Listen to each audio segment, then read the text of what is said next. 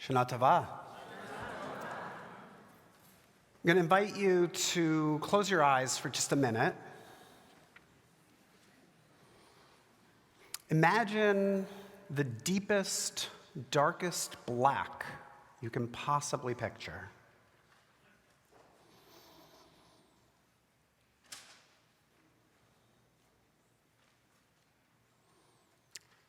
And now the purest, brightest white that you can summon.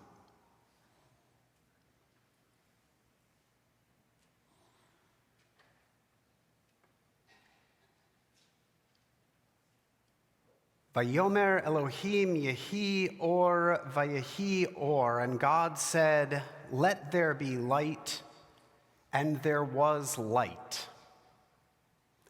Feel free to open your eyes, take in the room again.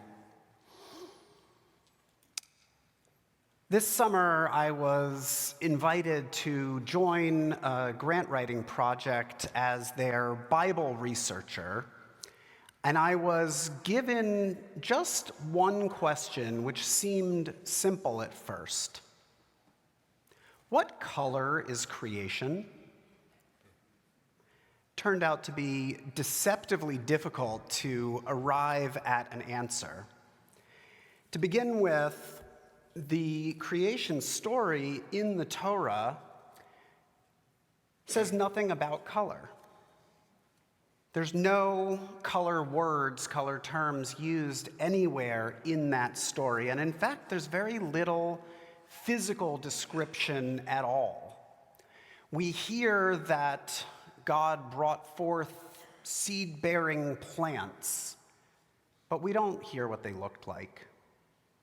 Birds, as we probably all know, birds come in many shapes and sizes and colors. No information, and so on. I expanded my field of research from the creation story to the rest of the Tanakh, the entire Bible, and still struggling, eventually found in the course of my research Israeli Bible professor Atalia Brenner's 1979 doctoral thesis, published as Color Terms in the Old Testament. If that sounds like a very niche book, you are right. My copy, which originally belonged to a university library in England, was checked out just 7 times in the last 40 years. But as I started reading, Brenner surprised me. In the whole first part of the book, she barely mentions the Bible at all, which for a book with Bible in the title really was something. She starts with a completely different and really more fundamental question. What is color? And when we describe a color, what is it that we are really describing? So I can give you a very straightforward scientific answer. Color is when radiant energy with a wavelength between 380 and 750 nanometers enters our eye and activates our retina. But that's not really what we are describing when we describe a color. Instead, our brains take that sensory phenomenon of light hitting the retina and processes it into an experience that we recall. The external object, whatever it is that we are viewing, is translated then into an internal concept. Round, orange, ball, basketball, and then stored for future reference. The next time I see a basketball, I don't run through that process. There's a linkage from what I am seeing, the object, straight to a concept that is already filed in my memory, in my brain. And so most of the time when we look, we're not really seeing that pure sense impression. What our eyes take in is mediated by our past experiences as we have processed and sorted them. Over the last 2 days, we have received Torah readings that are all about things that we see and everything that we fail to see. Yesterday, in the Torah reading, as Hagar is out in the wilderness in terror for her survival, for her son, the Torah says, "Vayifkach Adonai et eineha v'tereh be'er mayim." God opened her eyes, and she saw a well of water.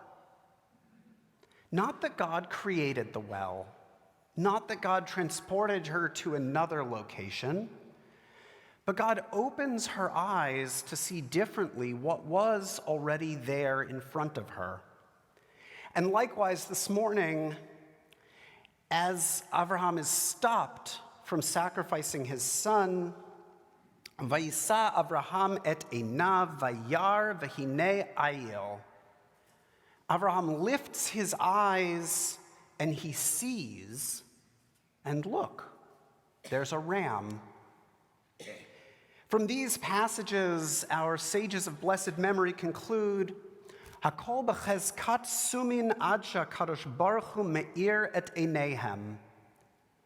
Every person is blind until the Holy One opens their eyes. There are times where we see without noticing, where the physical process is happening, but the mental connections are not being made. And often that's a good thing. Right? There's a lot of good research that what our brains are doing for us with what we see, with what we hear, with all of our senses, is filtering out a lot of signal that is not important so that we notice and see what is important. But we can also get too enmeshed in that filtering. So how do we learn to see differently, to notice more? As I became more and more fascinated with questions of color and how we perceive it, I started playing around with an exercise in looking, seeing, and noticing, and I'm going to invite everyone to try it out with me, not just right this moment. You'll see this is going to take more time than we have today. If you are seated anywhere in row T or forward, you probably received a card like this. If you are further back and there weren't enough cards to reach all the way back, I can see there's empty seats up here. There's plenty. Grab one on your way out. I will assure you, we are not planning to redecorate this room. But these cards that you get from basically any store that sells house paint are very important for this exercise. The object is holding the card to look around where you are and find that color.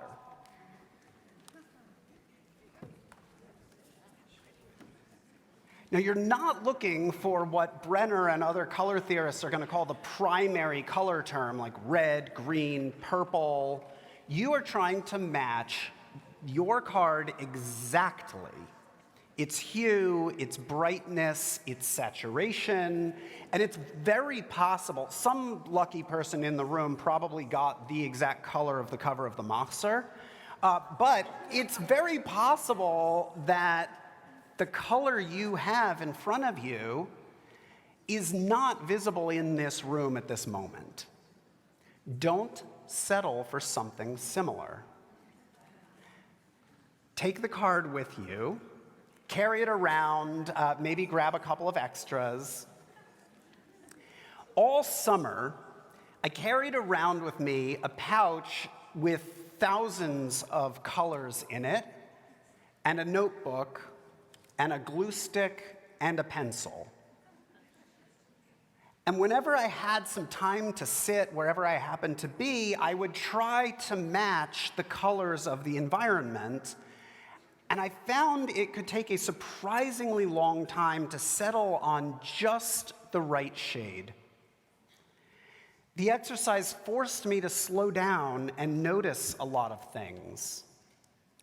How many different shades of green were in the trees? The change in the color of a wall when the roof cast a shadow across just half of it. How the same spot at different times of day offered a completely different view. Sometimes clouds would be moving past the sun or water rippling in a current, and the colors would change even as I was still trying to match them. But I found as I stuck with this that I was more and more aware of that sense impression, of that first encounter with the color. And I began to see that I could, in my notebook, draw pictures of things out of blocks of the colors that were there. And it doesn't look like a tree or a bridge or a lake, and yet somehow it captures a truth about those things that a more refined, more elegant drawing would miss. My ultimate hope in doing this exercise was to push under that stored experience, to have an experience of really being in the impression. And I think that this also offers us a model for the work of this high holiday season. Just as our brains have stored experiences, we have established patterns of living. And this is our opportunity to inquire about those patterns, maybe to move back earlier than those patterns in search of a richer, more nuanced, more vibrant encounter with the present. What is around me that I have so far missed seeing that might add strength, joy, and hope to my life? It's a new year, and it's an invitation to find new possibilities and new perspectives. I'm going to encourage you to take your color with you and to seek it wherever you find yourself, and to seek yourself wherever you might find that color. Shana Tova.